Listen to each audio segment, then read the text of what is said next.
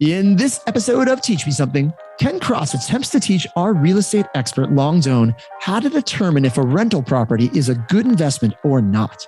Ken has over 35 years and 2,000 plus transactions as an agent. That's a lot of transactions.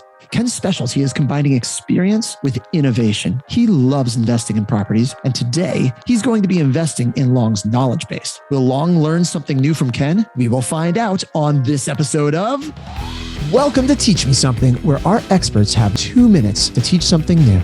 I'm your host, Jesse Zgorski. Meet Long Doan. Long knows a lot about everything, but specifically real estate and leadership. Long has sold thousands of houses, but there's one thing you should know about him. Every day, he is committed to learning something new. And if he doesn't learn something new, he has to read a book for at least 20 minutes. Long loves to learn, but he hates reading books. Well, that's not totally true, but you get the idea. And Long has a short attention span because his brain is always thinking, which is why our contestants only have 2 minutes. Let's see if Long can learn something new on Teach Me Something. I'm excited today because we have he's probably one of my favorite people in real estate. I mean, I like a lot of people, but Ken Crotts, not only does he make more dollars per hour than almost anyone I know dialing the phone, right? That's a whole separate topic. He is amazing on the phones, but he's been an investor, buying houses, fixing and flipping, doing acquisitions for hedge funds for a very long time. And Ken is going to teach Long something today that he calls go or no go. Right? Go or no go. It's how you make a decision on whether you're going to purchase a property. And he's going to teach it to us in 2 minutes or less. There are people who've done this for years that can't even do it in 3 months, let alone 2 minutes. So Ken, is that a pretty good way to launch you on your journey? Let's go. I'm excited. And so I got 2 minutes on the clock. You ready to rock, Ken? I'm ready to rock. All right. Starting now. Okay, today's fast-paced investment market, you have to be able to pull down and make a decision on buying a property right away, because if you don't, there are several people right behind you that will. So I put up here one of my listings. It happens to be an investment grade property. It's on the market for $650,000 right now. And in order to determine what the future value would be, you should know that if you're an agent in the market, but Realtors Property Resource says $817,000. So the spread between RPR and the listing is $650,000 to $817,000. That's pretty good. If you fix up the house like most investors do, you're going to get even more than that. You'll be at the top of the market. So I'm estimating about $850,000. It's not the top that RPR says at $899,000. So let's go ahead. I have a little spreadsheet here that I use. I formatted this to work on my phone. So we're going to buy it for the list price of $650,000, and then we're going to sell it for $850,000. Now, in this case, I think I'll put 20% down, hard money with 12% interest and 2 points.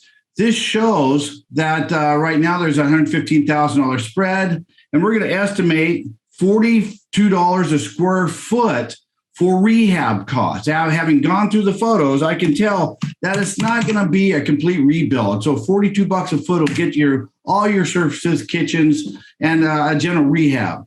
That shows that we're making $43,680. So that's okay. Now, if you want to have some fun, down here, the investor return. You want to go to your mom, dad, friend, business partner, or just out to the internet, you can show them where a $520,000 investment will get them an 18% annualized return in this spreadsheet. And also, if you want to make that return, you put in 100% down payment, and look, you just went up to $78,000 in profit. Go, no go? I call that a go. Right at the 2 minute wire. That was amazing. I don't even know if you were watching the clock, but that was like at the buzzer. Ken. All right. Long. I'm going to let you start asking questions, and I got some stuff for Ken. Do you want the stuff on the screen, Long, while you're asking questions? Do you want to chat with Ken? You know what I'm fine with? I did write some notes, so we can take the screen off. That way we can see Ken's pretty face. Stop the screen. Go for it.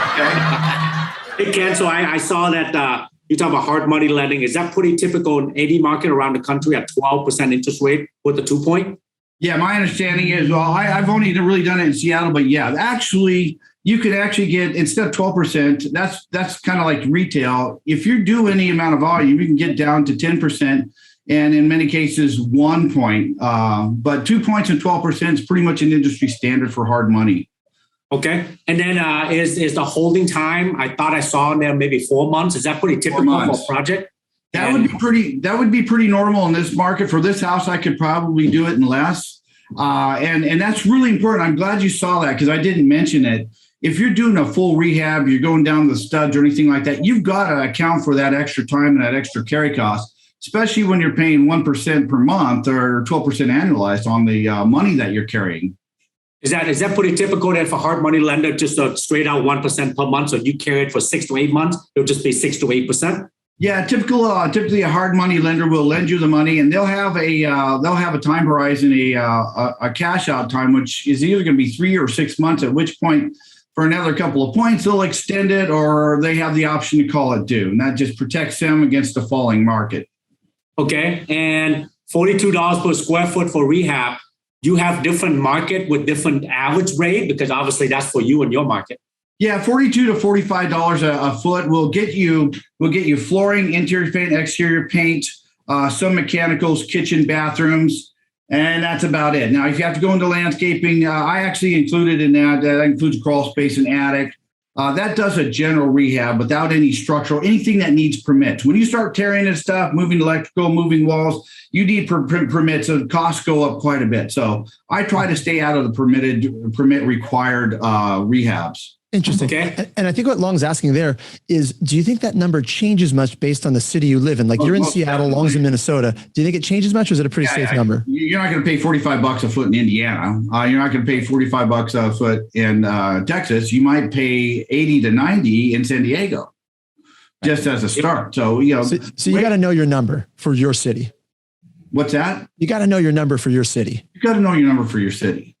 Now, actually, this little spreadsheet has a sheet 2, and the second level analysis, this is just a go, no go. I get the offer, I got it tied up, you go to sheet 2, and it will break down all the costs. It breaks it down from paint, interior, exterior siding, doors, trim, roof, floors, goes through and you do a second level analysis in greater detail, and you'll get a more accurate number just because of the fact that you've broken down the different components.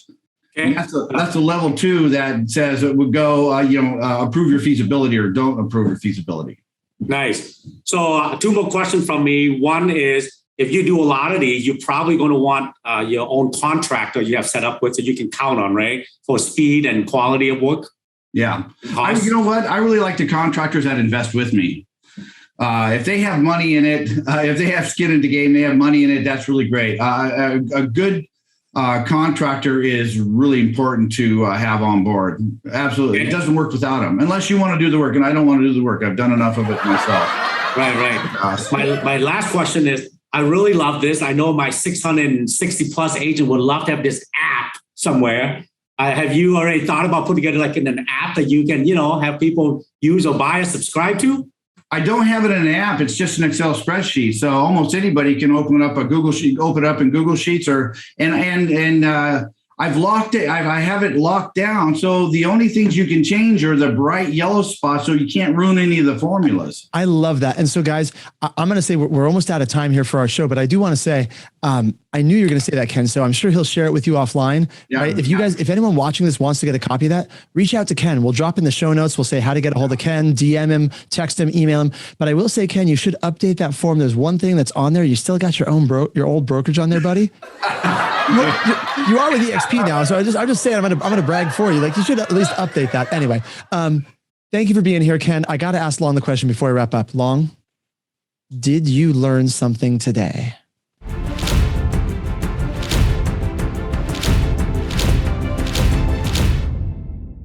It is a goal.